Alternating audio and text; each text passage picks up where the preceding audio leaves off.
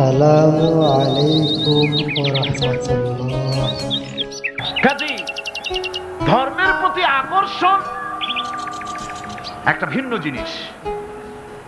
সেই জিনিসকে ছেড়ে যারা দেয় তারাই ক্ষতিগ্রস্ত হয়, আর যারা ধরে রাখে তারা দুনিয়ায় ক্ষতিগ্রস্ত হয় না।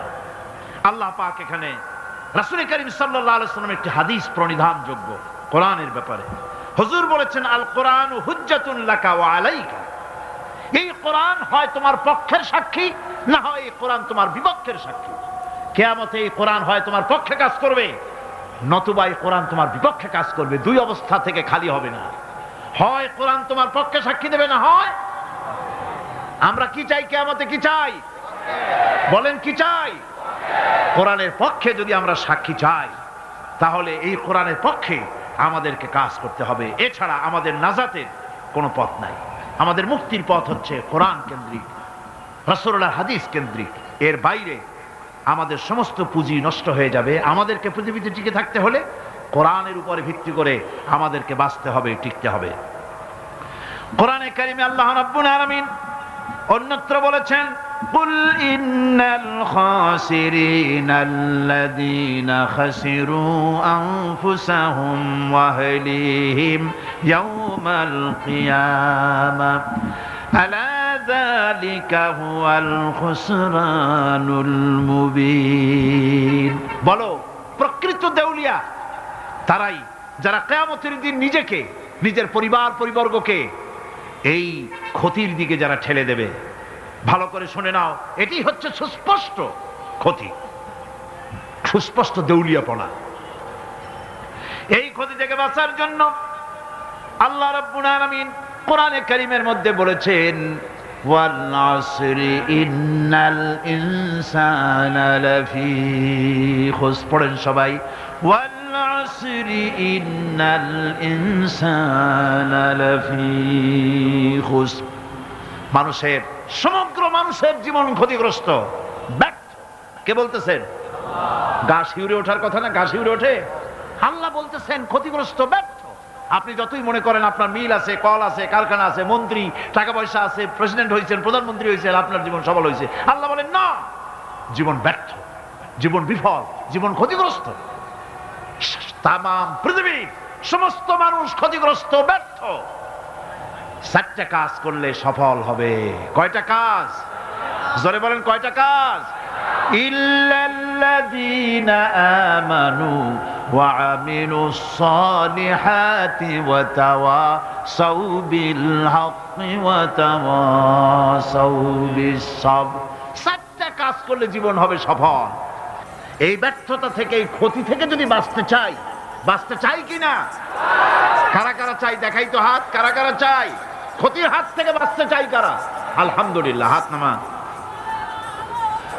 ক্ষতির হাত থেকে যারা বাঁচতে চান, আল্লাহ রাব্বুল আলামিন তাদের জন্য ফর্মুলা পেশ করেছেন, ইল্লাল্লাযীনা আমানু ওয়া আমিলুস সালিহাতি ওয়া তাওয়াসাউ বিল হাক্কি ওয়া তাওয়াসাউ বিস সাবর। আল্লাহ পাক বলেন 4টি কাজ করলে জীবন সফল হয়ে যাবে। কয়টা কাজ? 4টা কাজ করলে জীবনটা সফল হয়ে যাবে। 1 নম্বরে ঈমান। 1 নম্বরে কি? ঈমান। এটাই হচ্ছে ফাউন্ডেশন। ক্ষতি থেকে বাঁচার জন্য প্রথম যে গুণটি, সেটির নাম হচ্ছে ঈমান। ইসলামে ঈমানের স্থান সর্বপ্রথম, তারপরই হচ্ছে ইসলাম। ঈমান আগে, তারপরে কি? ইসলাম। ইসলাম হচ্ছে বীজ, ঈমান হচ্ছে বীজ, আর ইসলাম হচ্ছে চারা, গাছ। এটা হচ্ছে ভিত্তি। এই ভিত্তিকে সর্বপ্রথম মজবুত করতে হবে। ঈমানের ভিত্তি, ঈমানের ভিত্তি দুনিয়ায় ঈমানের আহ্বান জানাবার জন্যই আল্লাহ রাব্বুল আলামিন সমস্ত নবী এবং রাসূলদেরকে পৃথিবীতে পাঠিয়েছেন ঈমানের আহ্বানের জন্য। দুনিয়ার সমস্ত নবীদের দাওয়াত ছিল ঈমানের দাওয়াত। কিসের দাওয়াত? এই ঈমানের দাবিটা আসছে, এই দাওয়াতটা এসেছে আল্লাহর কাছ থেকে। কার কাছ থেকে? দেখুন, পৃথিবীর ভিতরে কোন নবীদের কথার সাথে আরেকজন নবীর কথার কোনো বৈপরীত্য হয় নাই। সমস্ত নবীদের কথা একরকম ছিল। কয় রকম? একজন নবীর সঙ্গে তার বক্তব্যের সাথে আরেকজন নবীর বক্তব্যের কোনো গুণগত মৌলিক কোনো পার্থক্য ঘটে নাই, অসঙ্গতি হয় নাই। কারণ নবীরা আম্বিয়া আলাইহিমুস সালাম নিজেরা বানিয়ে কথা রচনা করে তারা মানুষের সামনে পেশ করে নাই। সমস্ত নবীদের কাছে যত দাওয়াত এসেছে একটা অফিস থেকে এসেছে। সে অফিসটা হচ্ছে কার? আল্লাহ রাব্বুল আলামিনের। তাই দুনিয়ার সমস্ত পয়গম্বরদের দাওয়াত ছিল না ইলাহা ইল্লাল্লাহ, লা ইলাহা ইল্লাল্লাহ, লা ইলাহা, লা ইলাহা ইল্লাল্লাহু মুহাম্মাদুর রাসূলুল্লাহ। এটাই ছিল সমস্ত নবীদের দাওয়াত। কোরআনে কারীম তার ধারক এবং বাহক সম্পর্কে বলে যে তিনি যে দাওয়াত দিয়েছেন সে দাওয়াতটা হলো ঈমানের দাওয়াত। আমাদের নবী তিনি এসে যে দাওয়াত দিয়েছেন সে দাওয়াতটা কিসের?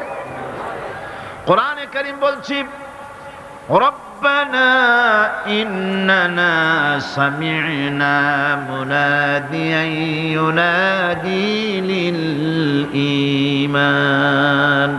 হে আমাদের রব, নিশ্চয়ই আমরা এমন একজন আহ্বায়কের আহ্বান শুনেছি যিনি আমাদেরকে ঈমানের দাওয়াত দিয়েছেন। এমন কোন পয়গম্বর নাই দুনিয়ায় যিনি ঈমানের দাওয়াত দেন নাই। সকলেই ঈমানের দাওয়াত মানুষের সামনে, বিশ্ববাসীর সামনে পেশ করেছেন। কোরআনে হাকিম স্পষ্ট একটা সীমারেখা দুনিয়ার মানুষের সামনে পেশ করে পৃথিবীর মানুষগুলিকে দুটি শ্রেণীতে বিভক্ত করে দিয়েছে। একটি হচ্ছে ঈমান পোষণকারী, আর একটি হচ্ছে অবিশ্বাসী। একটা ঈমান পোষণকারী আর একটা অবিশ্বাসী। ঈমান পোষণকারীরা সত্যশ্রয়ী, তারা হচ্ছে জ্ঞান এবং নূরের সম্পদে সমৃদ্ধ। আর দ্বিতীয় দলটি হচ্ছে কাফের, জালিম, মূর্খ। তারা হেদায়েতের রাস্তা তাদের জন্য অবরুদ্ধ। কোরআনে কারীম এই দুইটি দল সম্পর্কে উল্লেখ করতেছেন, মাসালুল ফারিকাইনি কাল আ'মা ওয়াল আসাম্মি ওয়াল বাসীরি ওয়াস সামিঈ হাল ইয়াস্তাবিয়ানি মাসালান আফালা। কোরআন শরীফ বলছে, হাল ইয়াস্তাবিয়ানি মাসালান আফালা তাযাক্কারুন। দুইটি শ্রেণীতে আল্লাহ পাক ভাগ করে দিয়েছেন। একটা শ্রেণী হচ্ছে অন্ধ, বোবা, বধির। আরেকটি যারা শুনতে পায়, চোখে দেখতে পায়। এ দুটি কখনো এক নয়, সমান নয়। এ দুটির রাস্তা আলাদা। কাফেরের রাস্তা আর ইমানদারদের রাস্তা সম্পূর্ণ ভিন্ন।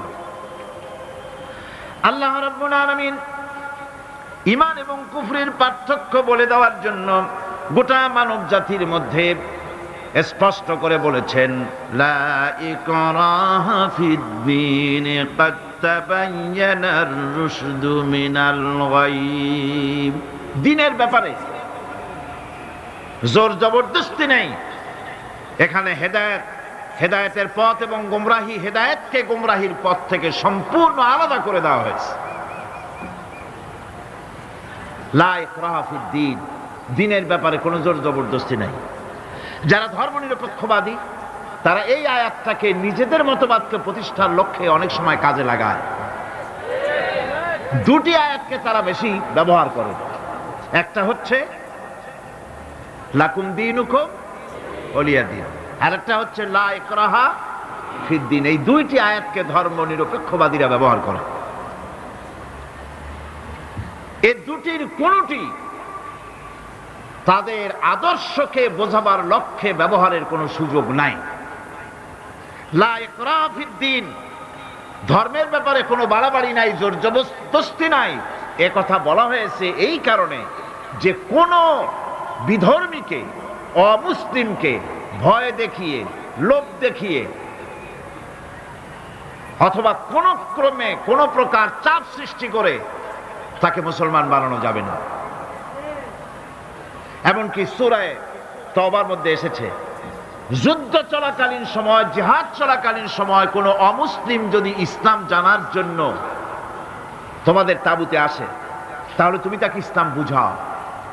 ইসলাম শোনার পরে যদি মেনে নেয় ভালো কথা, আর যদি না মানে তাকে তার তাঁবু পর্যন্ত ফিরে যেতে চাও, ফিরে যেতে দাও, মাঝপথে তাকে আক্রমণ করা যাবে না। ধর্মের ব্যাপারে কোনো বাড়াবাড়ি নাই, লা ইকরাহা ফিদ্দীন।